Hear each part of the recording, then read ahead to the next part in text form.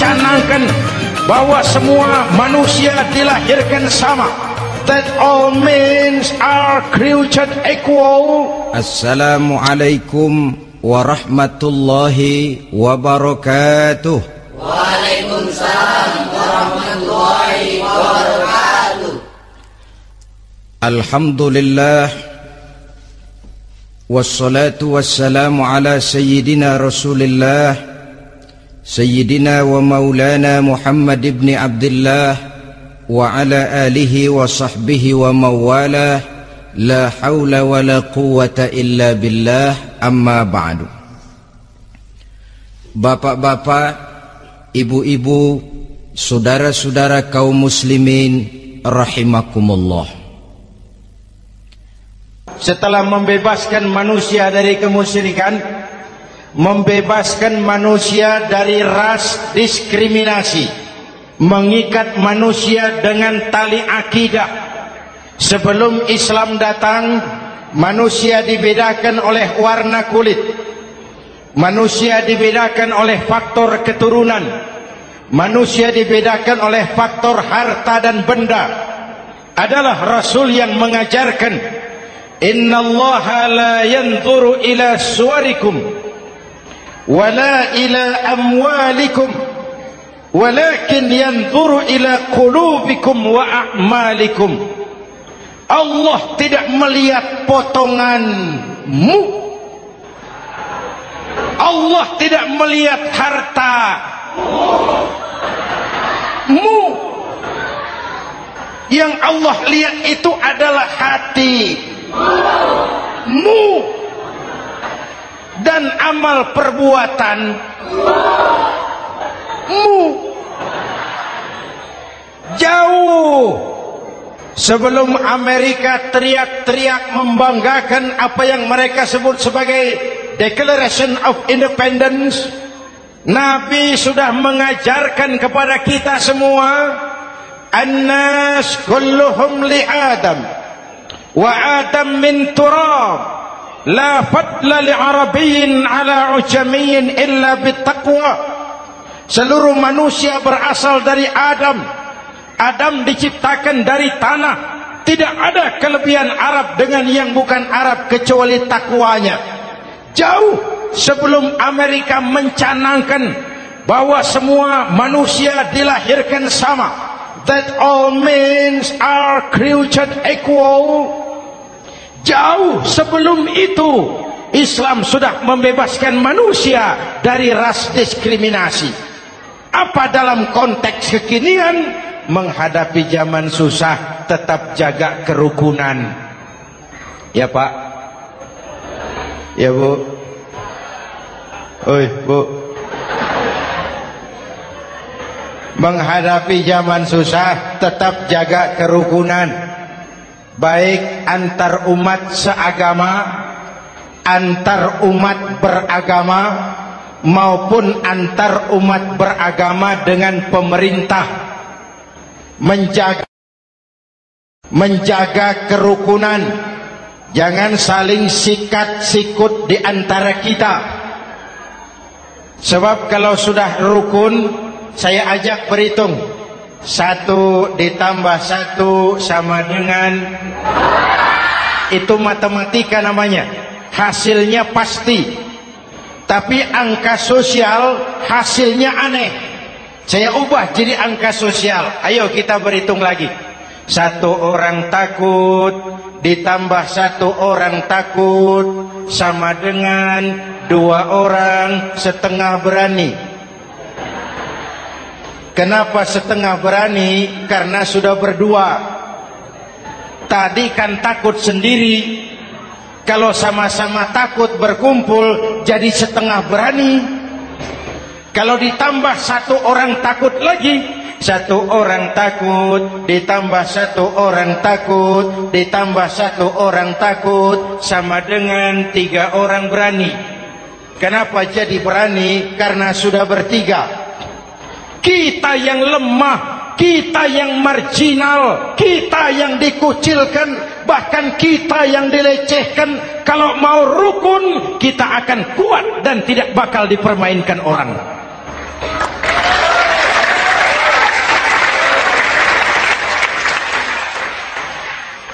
Tapi kalau rukunnya yang satu mau menikam yang lain, saya ajak berhitung lagi.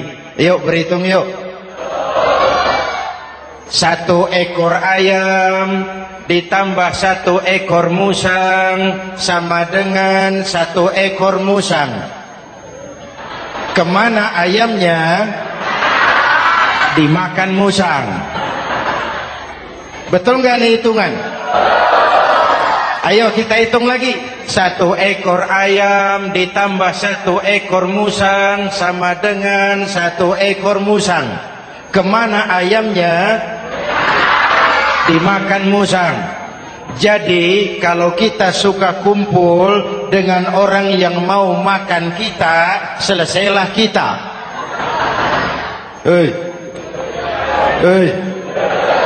Maka kalau merasa kita ini ayam, yuk kumpul sama-sama ayam, pulang ke kandang ayam.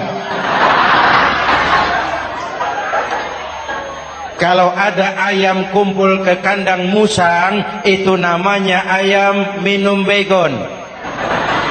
Jelas? Menjaga kerukunan. Pertama, antar umat seagama, sesama muslim harus saling menjaga, harus saling memelihara. Baik dia muslim yang jadi kapolri, baik dia muslim yang jadi kasat, baik dia muslim yang jadi pengusaha, baik dia muslim yang jadi petani, nelayan, guru, semua komit menjaga semangat kebersamaan, rukun antar umat seagama. Jelas? Jelas? Hadirin yang saya hormati, atas dasar itu saya ingatkan kembali, kita semua ingin persoalan terorisme dilepaskan kaitannya dari agama manapun. Tidak ada kaitannya terorisme dengan Islam, dengan Kristen, dengan Hindu, dengan Buddha. Tidak ada kaitannya terorisme dengan pondok pesantren.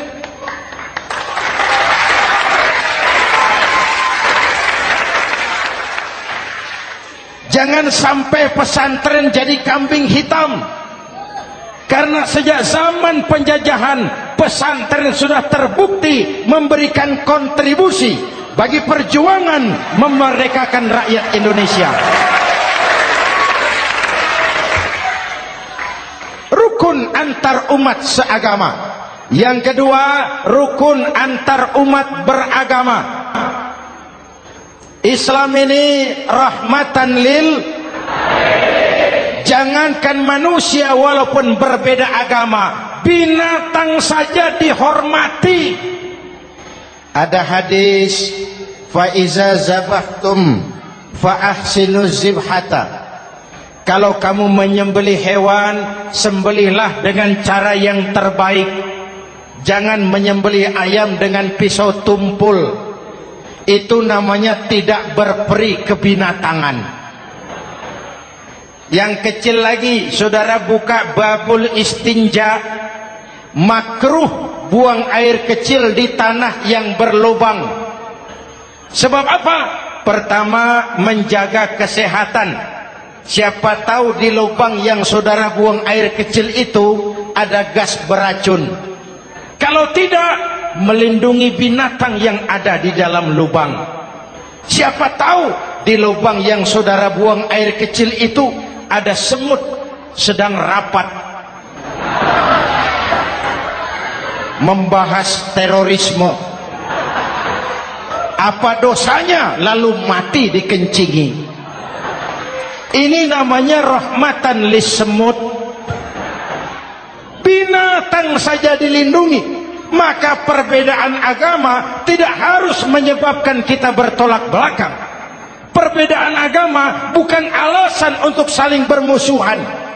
Apalagi kita sudah menyadari tentang kemajemukan kita, tentang kebinekaan kita, tentang keragaman kita. Rukun antar umat beragama. Saling menghormati, saling menghargai, tapi tetap dalam batas lakum dinukum. Lalu rukun antar umat beragama dengan pemerintah.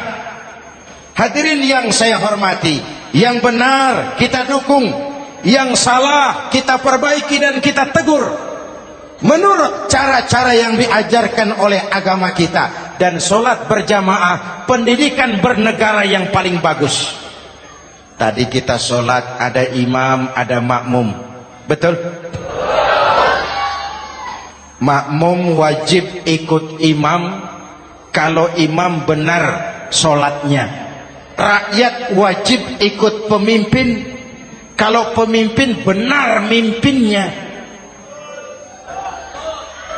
Masyarakat Islam ini loyal. Masyarakat Islam ini bukan pemberontak. Masyarakat Islam ini taat dan setia. Kapan? Kalau imamnya benar. Imam takbir, makmum. Imam ruku, makmum. Imam i'tidal, makmum. I'tidal. Imam sujud, makmum. Tapi kalau imam keliru, mestinya imam ruku malah sujud. Salah imam ini. Tegur. Siapa yang wajib negur? Makmum yang sop terdepan. Anggota DPR.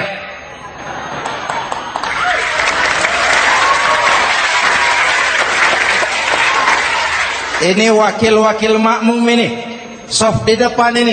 Kalau imam keliru mereka paling tahu. Ngomong, tegur. Bagaimana negurnya? Ada aturan main.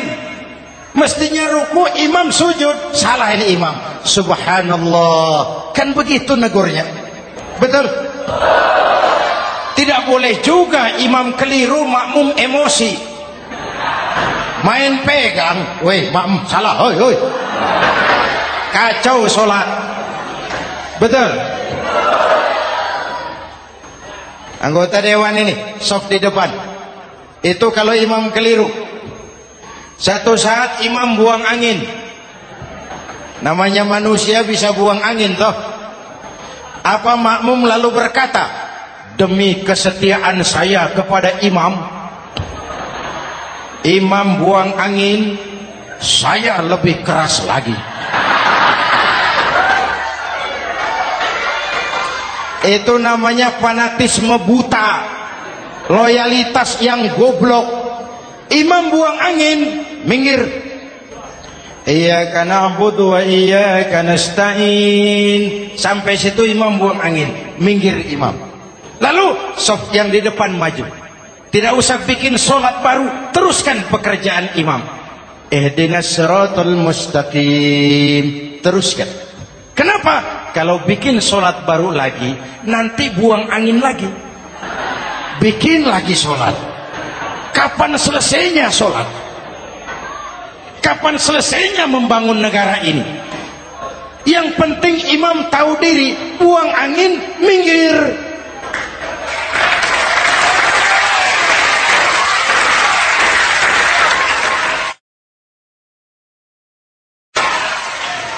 Ini kacaunya sholat berjamaah kita sekarang.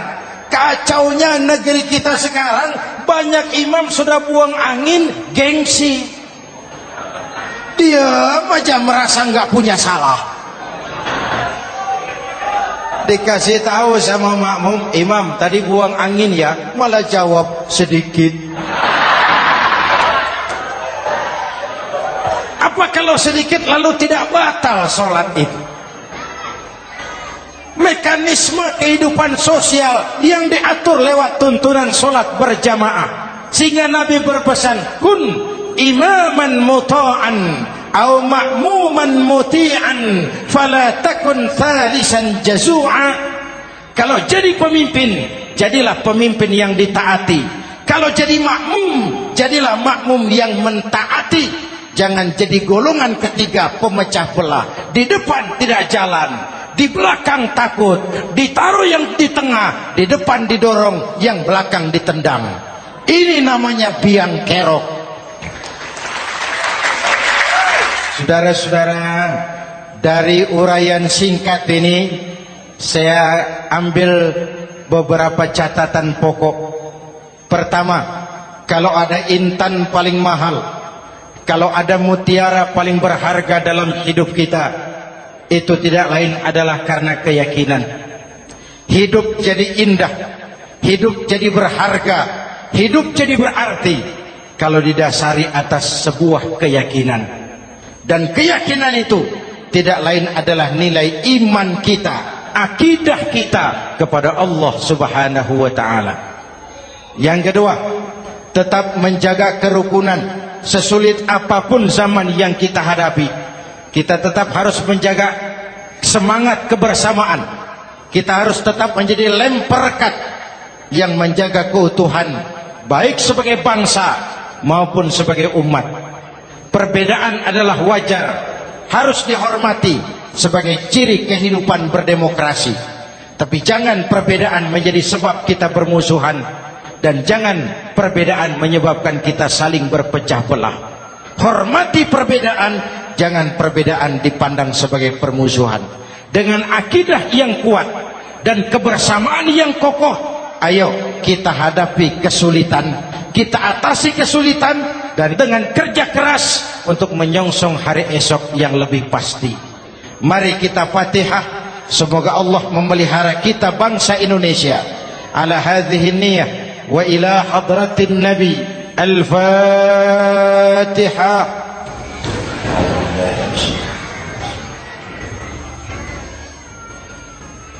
Iyyaka na'budu wa iyyaka nasta'in. Ihdinas siratal mustaqim. Siratal ladzina an'amta 'alaihim